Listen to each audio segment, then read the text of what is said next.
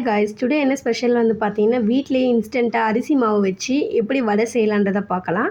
அதுக்கு வந்து பார்த்தீங்கன்னாக்கா, அடுப்பை ஆன் பண்ணி கடாய் அடுப்பில் வச்சு 2 டம்ளர் தண்ணி ஊற்றி, தண்ணி நல்லா ஹீட் ஆன பிறகு வந்து பார்த்தீங்கன்னாக்கா, கலந்து வச்சுருக்க அரிசி மாவை எடுத்து இந்த மாதிரி நீங்கள் தண்ணியில் மிக்ஸ் பண்ணிக்கோங்க. மிக்ஸ் பண்ணிவிட்டு நல்லா கிளறி விட்டுக்கோங்க. கொஞ்சம் கொஞ்சமாக நமக்கு கெட்டிப்பதம் வரும். இந்த ஸ்டேஜில் வந்து பார்த்தீங்கன்னாக்கா, 1/2 கப் ரைஸ் பவுடர் அரைச்சி எடுத்து வச்சுருக்கோம். அதை வந்து பார்த்தீங்கன்னா, இப்போ இது கூட ஆட் பண்ணிக்கலாம். இது கூட நீங்கள் ஆட் பண்ணும்போது நமக்கு நல்லா கெட்டிப்பதம் நமக்கு கிடைக்கும். இப்போ வந்து பார்த்தீங்கன்னா, நமக்கு கலந்து விட்டாச்சு, கெட்டிப்பதமாக நமக்கு வந்துருச்சு.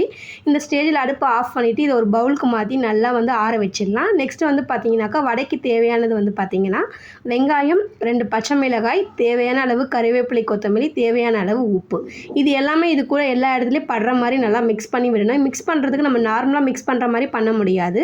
நீங்கள் வந்து பார்த்தீங்கன்னாக்கா, இதை தண்ணியில் நல்லா கை நனைச்சிட்டு அதுக்கப்புறம் தான் நீங்கள் இது மிக்ஸ் பண்ண முடியும். இல்லை கையிலே இது ஒட்டிக்கும். நெக்ஸ்ட் வந்து பார்த்தீங்கன்னாக்கா, அடுப்பில் கடாய் வச்சுட்டு எண்ணெயை ஊற்றி எண்ணெய் நல்லா காஞ்ச பிறகு வந்து பார்த்தீங்கன்னாக்கா, நம்ம தட்டி வச்சுருக்க அரிசி மாவை எடுத்து இதில் வந்து நம்ம வடைக்கு செய்ய போகிறோம். இப்போ பாருங்கள், நம்ம வடை போட்டாச்சு. 2 சைடு நல்லா கிறிஸ்பியாக நமக்கு பொன்னிறமாக வறுத்து வரணும். அந்த ஸ்டேஜில் நமக்கு எடுக்கும்போது கிறிஸ்பியான வடை நமக்கு கிடைக்கும். இதுதான் ஃப்ரெண்ட்ஸ் நம்மளுடைய அரிசி மாவு வடை. இன்ஸ்டண்ட்டாக வீட்டிலே இப்படி தான் சுலபமாக ரெடி பண்ண முடியும்.